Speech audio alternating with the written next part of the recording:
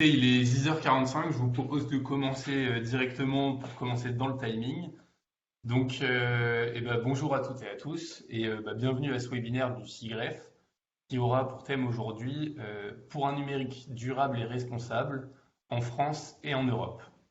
Donc, en guise d'introduction super rapide, ce webinaire il est organisé dans le cadre donc, des rencontres numériques du Pays Basque 2021 qui sont organisées par l'ANTIC et qui feront la part belle aux bonnes pratiques du numérique plus responsables. Et aujourd'hui, on va essayer de répondre à la fameuse question, comment faire du numérique plus responsable et accessible. Donc, tout d'abord, le CIREF tient à remercier l'ANTIC de nous permettre de présenter aujourd'hui nos travaux autour d'un numérique responsable, et plus particulièrement, vous allez le voir, autour de la sobriété numérique. Et je tiens aussi à remercier fortement Flora Fischer, donc, qui est directrice de mission au CIGREF, et Christophe Boutonnet, qui est directeur adjoint du numérique des ministères écologie, territoire et mer, et qui est aussi copilote du groupe de travail sobriété numérique du CIGREF. Donc je les remercie chaleureusement d'être là aujourd'hui pour présenter les travaux. Et je vous propose directement de passer à la première partie. Et Flora, je te laisse la parole. Merci beaucoup Baptiste pour cette introduction. Bonjour à tous, à toutes et à tous. Je suis ravi de pouvoir vous présenter, vous présenter les travaux du CIGREF sur la sobriété numérique avec Christophe Boutonnet. Donc pour commencer, peut-être quelques mots pour présenter le CIGREF pour ceux qui ne connaîtraient pas. C'est une association, donc loi 1901, qui regroupe les grandes entreprises françaises et aussi les grandes administrations publiques françaises qui sont utilisatrices de services numériques. Et on les accompagne donc dans toute leur réflexion sur les enjeux de transformation numérique. Et donc la question de l'empreinte environnementale du numérique, vous le verrez, est un de ces éléments majeurs qui préoccupent donc nos organisations membres. L'activité du CIREF repose en fait entre autres sur ces groupes de travail. Baptiste, tu peux passer à la slide suivante. Avec ses membres, donc on organise nos réflexions autour notamment de ces 5 champs de transformation qu'on a identifiés comme étant stratégiques dans la transformation numérique des organisations. Vous voyez, on a les enjeux technologiques et un peu l'innovation technologique, donc tout un pan sur le numérique et l'environnement, les relations avec les fournisseurs de services et de solutions, les risques cyber et géopolitiques qui ont une part vraiment très importante dans nos réflexions, et aussi un axe sur les nouvelles formes de travail et les compétences numériques également, qui est un point très important. Donc nous sommes réunis ce matin effectivement pour vous présenter plus en détail cet axe autour de la sobriété numérique. Ça fait déjà plus de 10 ans que le CIGREF s'intéresse à ces questions, comme de nombreuses associations professionnelles. Mais il est vrai que ça fait depuis 2-3 ans environ que le sujet porte un intérêt croissant pour les entreprises. Et donc autour de ce concept de sobriété numérique, on a créé un nouveau groupe de travail spécialement sur la sobriété numérique depuis l'année dernière. Et donc ce groupe de travail, donc Baptiste, tu peux passer à la slide suivante. On a élaboré un rapport en partenariat avec le Shift Project qui est sorti en octobre 2020, que vous pouvez consulter sur le site public et qui insiste effectivement sur la capacité de la DSI et de la RSE à fédérer l'ensemble des directions de l'entreprise sur le sujet de la sobriété numérique pour répondre de façon cohérente aux problématiques environnementales qui se posent. Et donc ce rapport se décompose en 2 parties. Il y a une partie sensibilisation, levier d'action, et une partie outillage avec un référentiel de bonnes pratiques. Et donc c'est ce qu'on va vous détailler avec Christophe Boutonnet un peu plus en détail. Christophe, c'est à toi. Ah, Christophe, on ne t'entend pas. Oui, c'est Voilà, très classique. c'est bon. Voilà, merci. Donc voilà, je précise effectivement que voilà, ce groupe de travail est né dans le cadre du millésime des actions 2020-2021 du CIGREF et se poursuit cette année. Donc il est copiloté par Hervé Dumas, qui est le site et moi-même. Donc en partenariat l'année dernière avec le Shift Project, il se poursuit cette année en partenariat avec l'Institut du numérique responsable, donc Jean-Christophe Chaussat. Pour ce qui me concerne, donc je suis aussi directeur adjoint du numérique des ministères écologie, territoire et mer. Donc on pourra en reparler. Donc avec une impulsion très forte du gouvernement sur tout ce qui touche à l'éco-responsabilité. Donc dans le cadre d'une feuille de route gouvernementale dont on évoquera très certainement juste après. Alors, pour ce qui concerne le rapport, donc l'objectif de l'année dernière est effectivement de donner des clés et puis des actions concrètes pour voilà, aider à la fois les décideurs, les DSI, les RSE, pour s'organiser dans une démarche de sobriété numérique. Et donc pour cela, nous avons identifié à la fois 2 points. Le premier, donc des prérequis, et le deuxième, des leviers d'action. Donc, en ce qui concerne les prérequis, donc déjà un point qui nous semblait extrêmement important, c'est le sponsorship des dirigeants. C'est-à-dire que rien ne sera fait, donc c'est pas forcément une tendance naturelle donc de tous les acteurs de s'engager dans la sobriété numérique. C'est pour ça que le fait de montrer l'exemple à travers les dirigeants est extrêmement important. C'est le premier prérequis. Le deuxième prérequis touche à la prise en compte de l'impact environnemental dans les infrastructures et les choix d'architecture pour gérer le cycle de vie des équipements. Donc quand on dit ça, on pense bien sûr au data center, mais pas que. Donc on a aussi tous les équipements, notamment les équipements bureautiques en particulier, donc qui consomment, notamment dans un contexte qui a été celui de 2020, et le contexte et qui est également actuel, le contexte de la crise sanitaire, qui nous engage aussi à travailler donc à distance, donc avec des postes de travail qui consomment, donc nécessite aussi de pouvoir prendre en compte ça dans cette modernisation. Accompagner dans les usages, les gestes simples, donc pour faire entrer la sobriété numérique dans notre façon de nous organiser, et puis sensibiliser et former, donc faire prendre conscience, donc à travers des actions de sensibilisation et d'accompagnement de l'éco-responsabilité. Voilà les premiers prérequis qui nous ont semblé importants. Donc deuxième élément du rapport, donc quels sont les leviers d'action? Donc déjà inscrire la sobriété numérique dans la création de valeur, donc démontrer la valeur des projets numériques. Ça ne doit pas être une contrainte, ça doit être au contraire un des leviers de création de valeur pour des projets numériques simples. Donc montrer à la fois les gains énergétiques et financiers, pouvoir valoriser aussi les compétences qui sont derrière. Donc dans les projets, donc on parlait également d'éco-conception, je dirais, donc pouvoir prendre en compte dans les projets ce levier de sobriété numérique dès le départ, dans tout le cycle de vie. Donc ça, c'est le premier point. Anticiper l'impact des réglementations. Donc ça, on va y revenir après dans la partie plus actualité réglementaire. Mais on s'est appuyé donc dès 2020 sur 2 lois. Donc la loi anti-gaspi économie circulaire, donc qui a été promulguée et puis la loi énergie-climat qui de mémoire date de novembre 2019.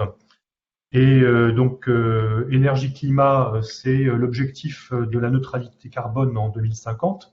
Et la loi anti-gaspi économie circulaire, on y reviendra après. Donc tout ce qui touche à la fois à la durée de vie des équipements, à l'obsolescence programmée, et puis aussi à l'information nécessaire des consommateurs.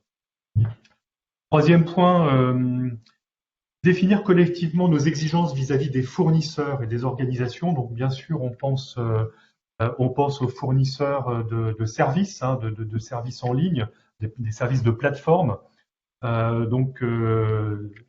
et la nécessaire information qu'ils nous doivent sur la mesure de l'impact environnemental dans les services qu'ils proposent. Mais je veux parler aussi des fournisseurs qui peuvent nous accompagner dans la mise en route de nos actions. Je crois qu'il est important de bien s'assurer que nos fournisseurs ont une réelle valeur ajoutée et soient immédiatement opérationnels pour nous accompagner. Parce que voilà, on constate également que certains fournisseurs sont un peu comme nous, qu'ils apprennent en marchant. Et voilà, donc on souhaite avoir aussi des fournisseurs qui soient opérationnels. Et enfin, anticiper l'impact des prochaines ruptures technologiques. L'innovation a un coût.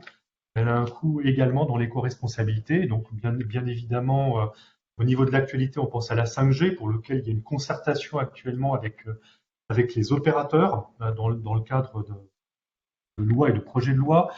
Mais on pense aussi à l'intelligence artificielle, donc à l'Internet des objets, et puis à l'edge computing.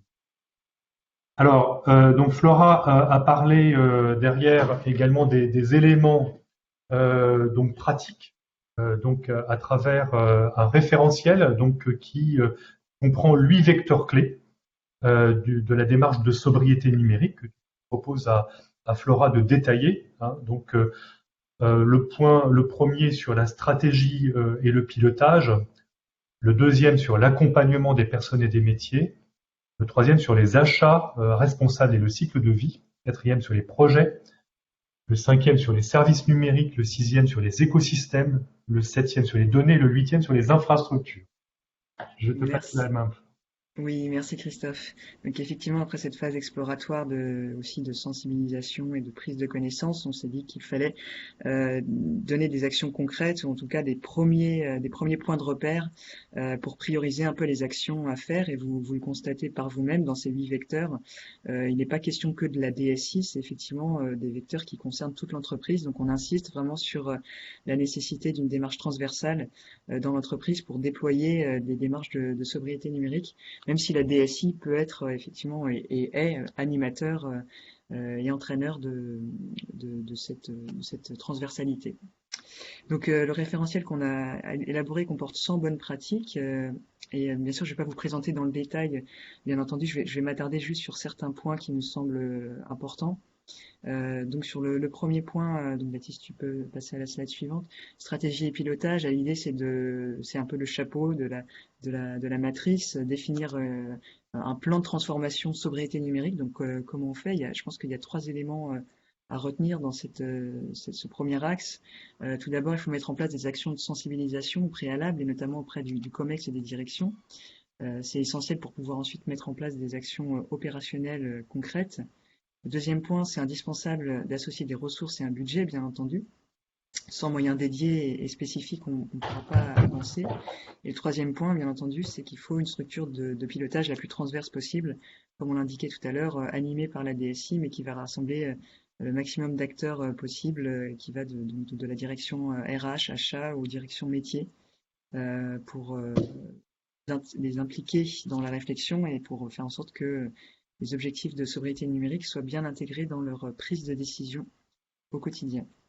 Le deuxième axe sur l'accompagnement des personnes et des métiers, là évidemment il s'agit de faire prendre conscience aux utilisateurs quotidiens l'importance de la sobriété numérique et de les aider en les outillant notamment à distinguer ce qui est structurant ou non dans leurs usages en termes de consommation énergétique et d'émissions de CO2. Il y a également l'idée de proposer des parcours de formation pour mieux accompagner, d'intégrer des compétences et de créer des postes aussi dédiés à la sobriété numérique. Ça, on le voit de plus en plus, des postes qui sont dédiés à la sobriété numérique et qui sont effectivement des postes transversaux.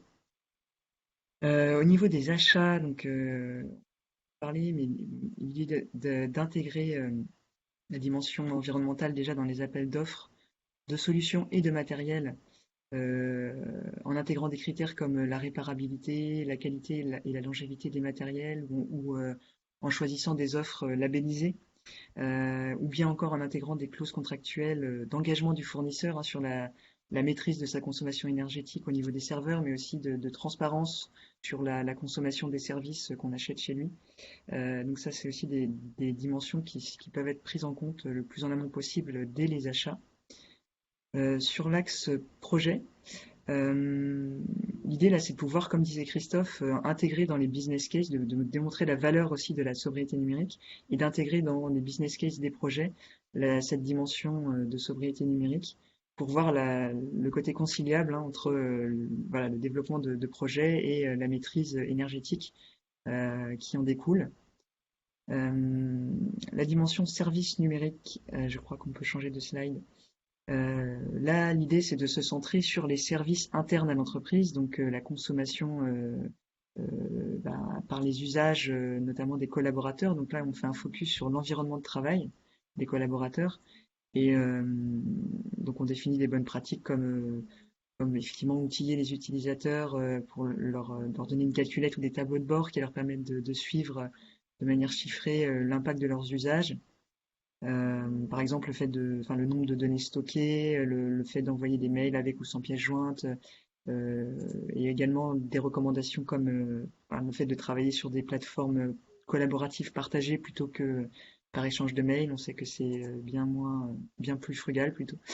Et le fait aussi de prendre soin de ces équipements et de faire en sorte que la longévité des équipements fournis aux collaborateurs soit plus longue que la moyenne qui est pour des téléphones portables par exemple autour de 2 ans, qui est bien trop court selon nous. La dimension écosystème, ça intègre là pour le coup les clients et les fournisseurs, et donc c'est un peu l'idée, c'est d'avoir la même préoccupation que pour les collaborateurs internes, mais de pouvoir également sensibiliser ou avoir en tout cas une influence sur les clients finaux concernant leur usage, de leur donner des indications sur leur consommation, et également de pouvoir avoir une influence sur les fournisseurs, notamment par le biais des achats, comme on le disait tout à l'heure. La dimension données, ça c'est un sujet qui est, d'un point de vue scientifique en tout cas, je sais, qui est très riche. Je pense qu'il y a de plus en plus d'études sur la façon dont les flux de données consomment des ressources énergétiques. Et donc c'est un facteur structurant, notamment pour le côté, pour la consommation énergétique des systèmes d'information et des infrastructures. Et la dimension infrastructure, pour terminer, là c'est le passage vraiment, c'est la dimension particulièrement orientée DSI et fournisseurs aussi. Donc on constate qu'avec le passage à des offres cloud, effectivement le débat sur l'optimisation des infrastructures on-premise se transforme aussi sur un débat de transparence des données de consommation fournies par les fournisseurs. Et donc, il faut effectivement définir des leviers d'action pour obtenir ces données de consommation. Et après, il y a des actions effectivement internes qui sont possibles d'effectuer sur la modularité des architectures, etc. Donc voilà pour le point sur le référentiel. Bien sûr, je vous invite à le consulter parce qu'il y a des bonnes pratiques qui sont bien plus précises que ce que j'ai pu exposer ici. Donc voilà, je vous invite à le consulter sur le site du SIGREF.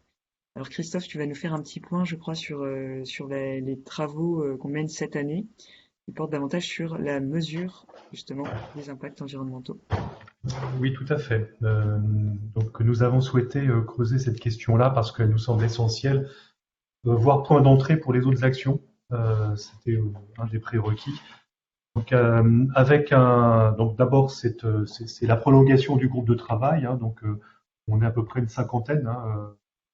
Assez équilibré, je trouve, entre les grandes entreprises, des moins grandes collectivités, des administrations, hein, donc comme celle que je représente, et donc en partenariat avec l'INR.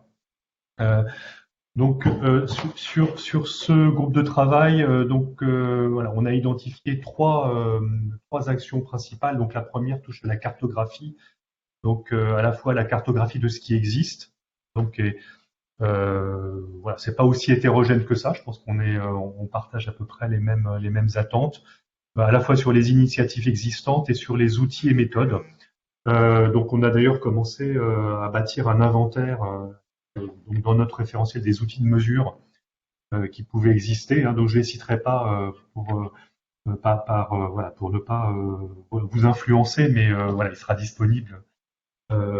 Donc lorsqu'on aura terminé le groupe de travail, mais on a bien identifié ces outils de mesure. Le deuxième point, ce sont des recommandations d'accompagnement et de pilotage. Alors, uniquement pilotage, c'est aussi accompagnement. Comme on disait tout à l'heure, il y a le sponsorship, mais il y a aussi le fait de pouvoir avoir, on va dire, des ambassadeurs ou des relais donc au plus près du terrain. Donc en proposant des outils et des méthodologies donc sur la base de celles qui peuvent exister. Donc là-dessus, on a pu entendre voilà, donc plusieurs intervenants. Enfin, il y avait aussi l'ADEME, hein, je le précise, hein, qui travaille actuellement sur un référentiel de mesures, donc dans le cadre de la feuille de route gouvernementale qui devrait être disponible d'ici la fin de l'année. Donc quel type de gouvernance on met en place, donc comment bâtir cette chaîne qui permet donc à la fois de permettre les actions au niveau des décideurs, mais aussi ces relais dont je parlais, ces relais de terrain. Les ressources mobilisées, donc quelles sont pour recueillir ces données. Donc, et puis qu'est-ce qu'on peut automatiser. Alors j'ai pas les réponses encore. Hein. Voilà, donc ça c'est un sujet sur lequel nous travaillons.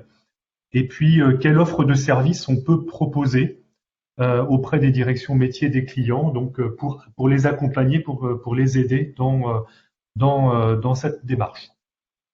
Donc là-dessus, on a aussi utilisé, ou on est en train d'utiliser le produit que vient de sortir l'Institut du numérique responsable, qui s'appelle Winner, donc qui est une première version, donc qui permet également de pouvoir tester, voilà, donc de tester donc nos mesures sur ce produit, de pouvoir le partager. Parce que l'idée, c'est pas uniquement d'utiliser des outils de mesure, c'est aussi de pouvoir se comparer et de pouvoir bâtir un référentiel. Donc c'est pour cela qu'on l'utilise pour pouvoir justement se comparer. Le troisième point, c'est partager nos retours d'expérience, donc à travers des témoignages des organisations. Donc là, pour cela, nous en avons entendu un certain nombre. On peut citer Airbus, on peut citer Engie aussi, donc en particulier, hein, donc puis d'autres à venir. Donc sur les méthodes et outils, ils utilisent peut-être également leurs irritants, enfin la façon dont ils les ont résolus.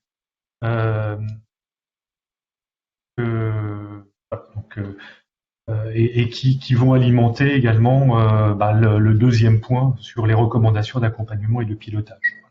Et bien évidemment, donc poursuite de l'audition, parce que nous avons commencé en audition, partie dont des GAFA lors du millésime précédent, donc fournisseurs équipementiers pour les entendre sur à la fois leurs démarches, leurs engagements, hein, au-delà des promesses qu'ils font.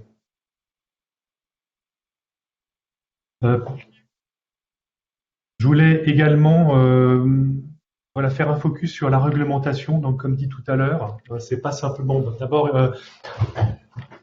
la réglementation, elle n'est pas uniquement là comme un empêcheur de tourner en rond. Elle est là aussi pour, voilà, donc à la fois accompagner les entreprises, les utilisateurs voilà, dans cette démarche d'éco-responsabilité, mais aussi pour aller au-delà de ce qu'on pourrait appeler gérer les sanctions qui sont autour de voilà, des mesures. Il ne s'agit pas uniquement de sanctionner, il s'agit d'accompagner et peut-être d'inciter. Je préfère le dire parce que ce sont aussi des questions qui se sont posées lors des discussions notamment qu'on a eues avec le Conseil national du numérique. Donc j'ai précisé effectivement voilà, ce en quoi consistait la loi anti-gaspi économie circulaire, donc avec un certain nombre d'articles. Donc il y en a 2 ici que l'on vous met en exergue, notamment l'indice de réparabilité, mais aussi des dispositions pour inciter à l'achat d'équipements recyclés. Alors, ça n'est pas la panacée. Il y a des discussions en cours, parce que là, je prends l'exemple de l'administration. Il n'est pas forcément évident pour nous que dans le coût complet, un équipement recyclé coûte moins cher en termes de distribution, en termes de cycle de vie. Donc ça, c'est un sujet qui se discute actuellement. Voilà. Donc il faut vraiment raisonner en coût complet, et je pense que c'est important pour que la sobriété numérique ait sa place dans dans cette logique-là. Voilà. Le deuxième point en cours, au-delà des lois qui sont déjà promulguées, c'est une proposition de projet de loi du sénateur Patrick Chaize, qui est actuellement en cours d'examen au Sénat, qui permet d'avoir un pendant plus numérique du projet de loi climat et résilience dont tout le monde a entendu parler, qui est aussi qui doit normalement sortir, mais qui rentrait moins dans le détail sur les actions dans le domaine du numérique. Donc il y a deux points principaux. Donc le premier, c'est effectivement l'incitation à la formation dès le plus jeune âge sur la sobriété numérique pour que ça rentre davantage dans la culture. Deuxième porte sur la création d'un observatoire des impacts environnementaux auprès de l'ADEME et de l'ARCEP. La proposition de loi, on en a discuté hier, elle doit aussi revenir plus sur un aspect opérationnel, donc notamment portant sur l'indice de réparabilité et aussi sur l'incitation plus grande auprès des fournisseurs de plateformes et de services sur l'information qu'ils doivent à ses clients, notamment sur l'impact environnemental des offres de services qu'ils proposent. Voilà. L'idée aussi, c'est de pouvoir limiter le renouvellement des appareils numériques neufs, donc de rendre plus opérationnel le délit d'obsolescence programmée, mais aussi d'inciter davantage ou de mieux faire connaître, je ne sais pas, parce que c'est la filière de recyclage, l'équipement recyclé, donc d'inciter les fournisseurs notamment d'équipements. Donc on peut penser aussi aux smartphones en particulier, il n'y a pas que les équipements bureautiques, qu'ils donnent davantage d'informations sur cette filière-là. Voilà. Troisième point aussi, parce que tout ne se réglemente pas. Donc pour vous dire que le gouvernement a sorti une feuille de route gouvernementale à la fois sur le numérique comme levier de l'éco-responsabilité, mais aussi sur la sobriété numérique, donc 15 actions. Donc je vous incite aussi en particulier à consulter le site qui est cité là, éco-responsable-numérique.gouv.fr, parce que nous avons sorti récemment un guide sur les achats numériques responsables qui sert aux administrations, mais qui peuvent aussi servir aux entreprises. Voilà. Donc voilà pour ce qui me concerne les actualités, donc à la fois sur le groupe de travail et puis les actualités dans le domaine réglementaire. Merci Christophe. On voulait donc terminer cette présentation par une ouverture au niveau européen. Quelles sont les initiatives, enfin en tout cas une initiative sur laquelle nous sommes engagés et sur laquelle il semblait important de faire un petit point. Il s'agit de Gaia-X. Donc pour ceux qui n'ont pas entendu parler de cette initiative, il s'agit d'une initiative qui répond à la stratégie européenne sur la donnée qui a été publiée en février 2020. Et donc l'idée de cette initiative, qui est à la base privée mais qui maintenant est une association internationale, Gaia-X, c'est de faire en sorte de valoriser et de mutualiser des données au niveau des entreprises européennes pour pouvoir créer des nouveaux marchés, pour innover et pour répondre à des enjeux importants aussi de régulation comme celui du Green Deal. Donc pour passer rapidement, le groupe de travail Green Deal, donc Gaia-X se constitue en plusieurs groupes de travail justement pour déjà organiser cette intelligence collective. C'est une association qui est assez récente. Et donc le groupe de travail Green Deal s'est constitué il y a quelques mois, qui est piloté par Engie et le ministère de la Transition écologique, a donc pour objectif de définir des cas d'usage sur la manière dont les données qui sont à disposition des entreprises européennes peuvent être regroupées pour répondre aux enjeux de la transition écologique et donc du Green Deal. Deuxièmement, prioriser ces cas d'usage dans un position paper pour définir une vision commune au niveau européen. Donc c'est en cours de finalisation.